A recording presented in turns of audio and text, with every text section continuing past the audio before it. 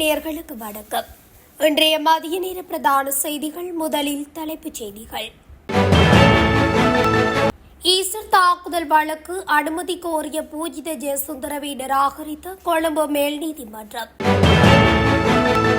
அவசரமாக மறு அறிவித்தல் வரை பிற்போடப்பட்டுள்ள முக்கிய போட்டி பரீட்சை. அனுரவை கைது செய்வோம், நிதியமைச்சரின் செயலாளர் நெருக்கடியில். சுகாதார சீர்கேட்டுடன் வெதுப்பக பொருட்கள் விற்பனை, பிறப்பிக்கப்பட்ட உத்தரவு. அவதானமாக இருங்கள், யாழில் உச்சம் தொடும் வெப்பம், மக்களுக்கு எச்சரிக்கை. தந்தைக்கு பெற்ற மகன் நிகழ்த்திய கொடூரம், அதிகாலையில் அரங்கேறிய அவலம். தடையின்றி எரிபொருள் விநியோகம், அடுத்தடுத்து வரவுள்ள கப்பல்கள். நாட்டை அதிர வைத்த சைபர் மோசடி, திரைசேரி படம் ஹேக்கர்கள் கையில். எரிபொருள் விலை குறையுமா? எரிபொருள் விலை நிர்ணயத்துக்கு புதிய திட்டம். கட்டுநாயக்க விமான நிலையத்தில் இலங்கையர் ஒருவர் கைது. தொடர்பென விரிவான செய்திகள். ஞாயிறு தாக்குதல்களை தடுப்பதற்கு தவறியமை மற்றும் குற்றவியல் ரீதியான கவன இனம் தொடர்பில் முன்னாள் போலீஸ் மா அதிபர் பூஜித ஜெயசுந்தரவுக்கு எதிராக தாக்கல் செய்யப்பட்டுள்ள வழக்கில் அவரது கோரிக்கை ஒன்றை கொழும்பு மேல் நீதிமன்றம் நிராகரித்துள்ளது. இந்த வழக்கு நேற்று நீதியரசர் பிரியந்த லியனகே தலைமையிலான மூவர் அடங்கிய நீதிபதிகள் குழாம் முன்னிலையில் விசாரணைக்கு எடுத்துக் கொள்ளப்பட்ட போதே இவ்வாறு பிறப்பிக்கப்பட்டுள்ளது. இதன்போது பூஜித ஜெயசுந்தர விடுத்த கோரிக்கை தொடர்பிலான கட்டளையை வழங்கிய நீதிபதிகள் குழாம் அதனை நிராகரிப்பதாக அறிவித்துள்ளது. பூஜித ஜெயசுந்தர சார்பில் முன்னிலையான சட்டத்தரணி ரோஷான் தெகிவல நீதிமன்றில் எனது கட்சிக்காரர் பூஜித ஜெயசுந்தர ஏற்கனவே வழங்கிய கூண்டு பிரகடனத்தில் 2 முக்கிய விடயங்களை தற்செயலாக தவறவிட்டுள்ளார். எனவே அந்த விடயங்களை மீண்டும் புதிய உண்மைகளாக சேர்ப்பதற்கு அனுமதி வழங்க வேண்டும் என கோரிக்கை முன்வைத்துள்ளார். முன்கூட்டியே புலனாய்வு தகவல்கள் கிடைத்திருந்தும் ஈஸ்டர் தாக்குதலை தடுக்க உரிய நடவடிக்கை எடுக்காமல் கடமை செய்ய தவறியமைக்காக பூஜித ஜெயசுந்தரவுக்கு எதிராக இந்த வழக்கு தாக்கல் செய்யப்பட்டுள்ளது. எனினும் ஏற்கனவே வழங்கப்பட்ட கூண்டு பிரகடனத்தில் திருத்தங்களை மேற்கொள்ள நீதிமன்றம் இதன்போது இடமளிக்கவில்லை என்றும் தெரிவிக்கப்பட்டுள்ளது. இலங்கை அதிபர் சேவையின் தரம் 3ற்கு ஆட்சேர்ப்பு செய்வதற்காக போட்டி பரீட்சை மறு அறிவித்தல் வரை பிற்போடப்பட்டுள்ளது.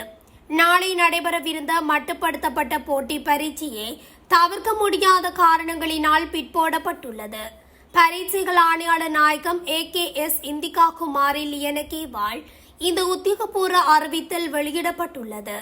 இதற்கமைய புதிய திகதி பின்னர் அறிவிக்கப்படும் என்று பரீட்சைகள் ஆணையாளர் நாயகம் தெரிவித்துள்ளார்.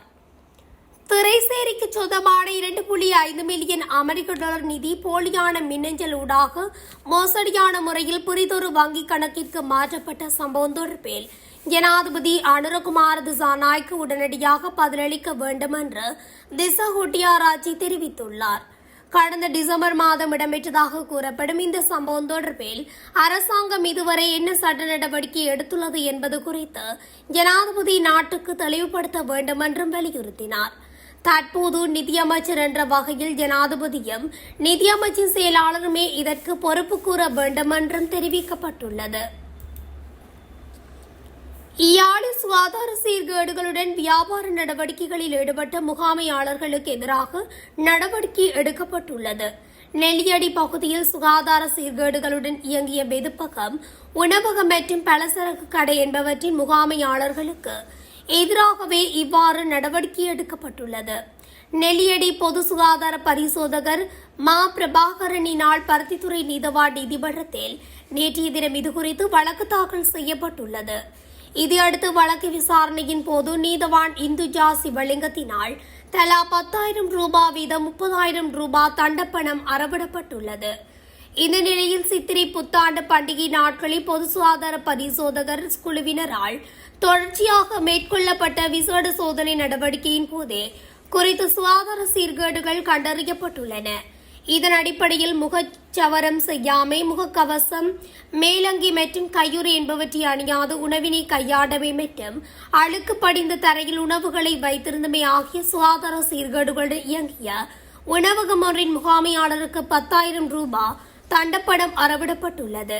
இதேபோன்ற சுகாதார சீர்கேடுகளுடன் இயங்கிய வெதுப்பகத்தின் முகாமையாளருக்கும் 10,000 ரூபாய் தண்டப்பணம் அறவிடப்பட்டுள்ளது.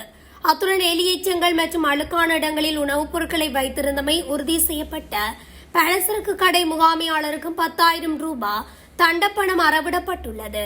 இதேவேளை சுகாதார விதிமீறல்களுடன் இயங்கிய மேலும் ஒரு பலசரக்கு கடைக்கு எதிராக வழக்கு தாக்கல் செய்யப்பட்ட நிலையில் குறித்த கடை முகாமையாளர் மன்றில் சமூகம் அளிக்காததை அடுத்து குறித்த வழக்கினை வரும் ஜூன் 4ஆம் தேதிக்கு ஒத்திவைக்கப்பட்டமை குறிப்பிடத்தக்கது.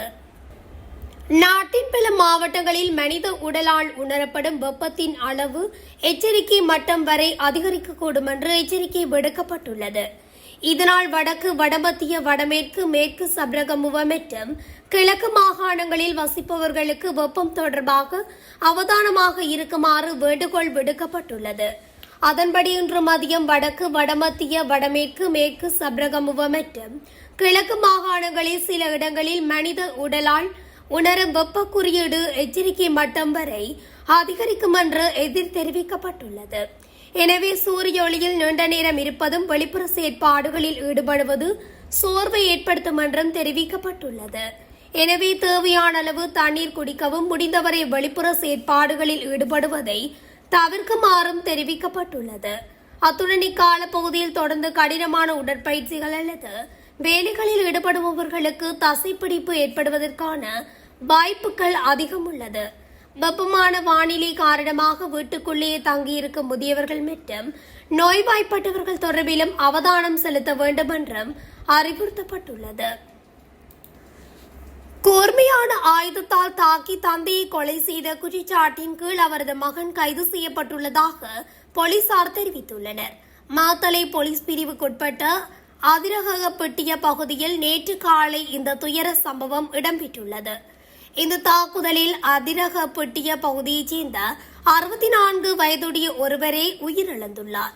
உயிரிழந்தவருக்கும் அவரது மகனுக்கும் இடையே ஏற்பட்ட தர்க்கம் முற்றியதாலேயே மகன் இந்த தாக்குதலை மேற்கொண்டுள்ளமை ஆரம்பகட்ட விசாரணைகளில் தெரிய வந்துள்ளது. சம்பவம் தொடர்பில் 33 வயதுடைய மகனை சந்தேகத்தின் அடிப்படையில் கைது செய்யப்பட்டுள்ளார். மாத்தளை போலீசார் இக்கொலை சம்பவம் தொடர்பான மேலதிக விசாரணைகளை முன்னெடுத்து வருகின்றனர். நாட்டுக்கு தேவையான எரிபொருளை எவ்வித தடையுமின்றி விநியோகிப்பதை உறுதிப்படுத்தும் வகையில் மற்றொரு டீசல் கப்பல் எதிர்வரும் 27ஆம் தேதி நாட்டை வந்தடைய உள்ளதாக இலங்கை பெட்ரோலிய கூட்டுத்தாபனம் அறிவித்துள்ளது. இதுகுறித்து இலங்கை பெட்ரோலிய கூட்டுத்தாபனத்தின் முகாமைத்துவ பணிப்பாளர் மயூர நெத்திகுமாரக்கு தெரிவிக்கையில், எதிர்வரும் ஏப்ரல் 27ஆம் தேதி வருகை தரவுள்ள டீசல் கப்பலில் 9,500 மெட்ரிக் டன் டீசல் அடங்கியுள்ளதாக குறிப்பிட்டுள்ளார். டீசல் கப்பலை தொடர்ந்து இந்த மாத இறுதிக்குள் மற்றொரு பெட்ரோல் கப்பலும் நாட்டை வந்தடைய உள்ளது. இந்த கப்பல் மூலம் மொத்தம் 35,000 மெட்ரிக் டன் பெட்ரோல் இறக்குமதி செய்யப்பட உள்ளது. சந்தையில் எரிபொருள் தட்டுப்பாடு ஏற்படாத வகையில் திட்டமிட்ட அடிப்படையில் இந்த எரிபொருள் தொகைகள் இறக்குமதி செய்யப்படுகின்றன. இதன் மூலம் போக்குவரத்து மற்றும் அத்தியாவசிய தேவைகளுக்கான எரிபொருள் விநியோகம் வழமை போன்று தடையின்றி முன்னெடுக்கப்படும் என்று பெட்ரோலிய கூட்டுத்தாபனம் உறுதியளித்துள்ளது. திரைசேரியில் இருந்து 2.5 மில்லியன் அமெரிக்க டாலர் பணம் நம்பகமான தரப்பாக தோன்றி போலியான தகவல்களை முன்வைத்த ஒரு தரப்பினரால் மோசடி செய்யப்பட்டுள்ளதாக இலங்கை கணனி அவசர தயார்நிலை குழு தெரிவித்துள்ளது. ஆரம்பகட்ட விசாரணைகளில் இந்த தகவல் வெளியாகியுள்ளதாக அவர்கள் குறிப்பிட்டுள்ளனர். அதேவேளை இழந்த பணத்தை மீண்டும் மீட்பது தொடர்பாகவும் தொழில்நுட்ப ரீதியாக பெரும் சவால்கள் நிறைந்த ஒரு காரியம் என்றும் அந்த நிறுவனம் தெரிவித்துள்ளது. இலங்கை அரசாங்கம் வெளிநாட்டு கடன் தவணையாக செலுத்திய 2.5 மில்லியன் டாலர் பணம் கணினி ஹேக்கர்கள் கைக்கு சென்ற சம்பவம் நாடு முழுவதும் பெரும் அதிர்வலைகளை ஏற்படுத்தியுள்ளது. இதுகுறித்த விரிவான விசாரணைகள் தற்போது முன்னெடுக்கப்பட்டு வருவதுடன் இது தொடர்பான பல சுற்று பேச்சுவார்த்தைகள் இன்று நிதியமைச்சில் நடைபெற்றன. இந்த மோசடி தொடர்பான விசாரணைகளுக்கு இலங்கை கணனி அவசர தயார்நிலை குழு தொழில்நுட்ப ஒத்துழைப்பை வழங்கி வருகிறது. கணனி பயனாளர்களை போலி தகவல்கள் மூலம் திசை திருப்பும் பிசிங் அட்டாக் முறையை பயன்படுத்தி ஹேக்கர்கள் இந்த பணத்தை கொள்ளையடித்துள்ளதாக கணனி வல்லுநர்கள் கருதுகின்றனர்.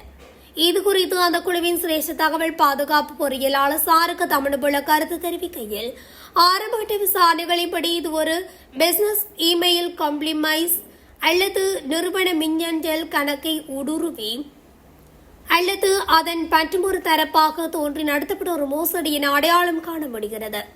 நம்பகமான தரப்பாக நடித்து போலியான தகவல்களை வழங்கி இந்த பணத்தை பெற்றுள்ளமை தெரிய வந்துள்ளது. மூன்றாம் தரப்பு ஒன்று நீண்ட காலமாக இந்த கொடுக்கல் வாங்கல்களை கண்காணித்து சரியான நேரத்தில் வேறொரு கணக்கு விபரத்தை அனுப்பி பணத்தை பெற்றுள்ளது. இதற்காக அசல் நிறுவனத்தின் இணையதளத்தையோ அல்லது மின்னஞ்சல் முகவரியையோ ஒத்த போலியான முகவரிகளை அவர்கள் நுணுக்கமாக பயன்படுத்தியுள்ளனர். இந்த பணம் எந்த நாட்டில் எந்த கணக்குகளினூடாக பரிமாறப்பட்டுள்ளது, அது வெளிநாடாக இருந்தால் இன்டர்போல் உதவியை பெற முடியும். சில நேரங்களில் இந்த பணம் கிரிப்டோ கரன்சி போன்ற டிஜிட்டல் சொத்துக்களாக மாற்றப்பட்டு பணச்செலவை செய்யப்படவும் வாய்ப்புள்ளது. எதுவாக இருந்தாலும் சர்வதேச போலீசாருடாக அந்த சேவை வழங்கும் நிறுவனங்களின் ஒத்துழைப்பை பெற வேண்டியிருக்கும். இது அனைத்தும் பெரிய தொழில்நுட்ப சவால்களுடனேயே முன்னெடுக்கப்பட வேண்டும் என்று தெரிவித்துள்ளார். எரிபொருள் விலை நிர்ணயத்தை இலங்கை பொது பயன்பாடுகள் ஆணைக்குழுவின் ஒழுங்குமுறை அதிகாரத்தின் கீழ் கொண்டு வருவது பொதுமக்களின் நம்பிக்கையை பலப்படுத்தும் என்று அந்த ஆணைக்குழு கருதுகிறது. இதன் மூலம் உண்மையான செலவுகள் மற்றும் நியாயமான இலாப வரம்புகளின் அடிப்படையில் தெளிவான மற்றும் வெளிப்படையான முறையில் முடிவுகளை எடுக்க முடியும் என தெரிவிக்கப்பட்டுள்ளதாக ஆங்கில ஊடகம் ஒன்று செய்தி வெளியிட்டுள்ளது. 2002ஆம் ஆண்டு பொது பயன்பாடுகள் ஆணைக்குழு சட்டம் அறிமுகப்படுத்தப்பட்ட போது மின்சாரம், பெட்ரோலியம் மற்றும் குடிநீர் ஆகிய துறைகளை உள்ளடக்கிய பல்துறை ஒழுங்குமுறை கட்டமைப்பை உருவாக்குவதே நோக்கமாக இருந்தது. 2004ஆம் ஆண்டிலேயே பெட்ரோலியம் மற்றும் குடிநீர் துறைகள் ஆணைக்குழுவின் கீழ் கொண்டுவரப்பட வேண்டும் என குறிப்பிடப்பட்டிருந்தாலும் அதற்கான சட்ட விதிகள் இன்னும் நடைமுறைப்படுத்தப்படவில்லை. இதனால் தற்போது மின்சாரத்துறையை ஒழுங்குபடுத்துவதோடு மட்டுமே ஆணைக்குழுவின் அதிகாரம் மட்டுப்படுத்தப்பட்டுள்ளது. தற்போதைய அரசாங்கம் தனது தேர்தல் கொள்கை பிரகடனத்தில் எரிபொருள் விலையை நிர்ணயிக்கும் அதிகாரத்தை பொது பயன்பாடுகள் ஆணைக்குழுவின் வழங்குவதாக உறுதியளித்துள்ளது. மின்சார கட்டணங்கள் தற்போது எவ்வாறு ஒரு வெளிப்படையான சூத்திரத்தின் மூலம் தீர்மானிக்கப்படுகிறதோ அதே போன்ற முறையை எரிபொருளுக்கும் அமல்படுத்த பொது பயன்பாடுகள் ஆணைக்குழு திட்டமிட்டுள்ளது.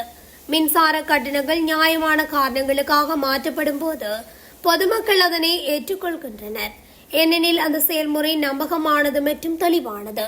தற்போது எரிபொருள் விலை நிர்ணயத்தில் ஆணைக்குழுவிற்கு எந்த பங்கும் இல்லை. முடிவுகள் எரிசக்தி அமைச்சினால் எடுக்கப்படுகின்றன. தற்போதைய முறையில் தெளிவு இல்லாததால் உலக சந்தை மாற்றங்களை இது சரியாக பிரதிபலிக்கிறதா என்ற சந்தேகம் மக்களிடையே நிலவுகிறது. விலை நிர்ணய சூத்திரம் வெளிப்படையானதாக இருந்தால் விலை அதிகரிக்கப்பட வேண்டிய சூழலில் அதனை மக்களுக்கு தெளிவாக விளக்க முடியும்.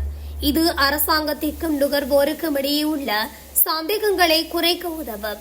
இந்த மாற்றம் நடைமுறைக்கு வரும் பட்சத்தில் எரிபொருள் விலை மாற்றங்கள் தொடர்பான பொதுமக்களின் அதிருப்தி பெருமளவில் குறையும் என்று எதிர்பார்க்கப்படுகிறது.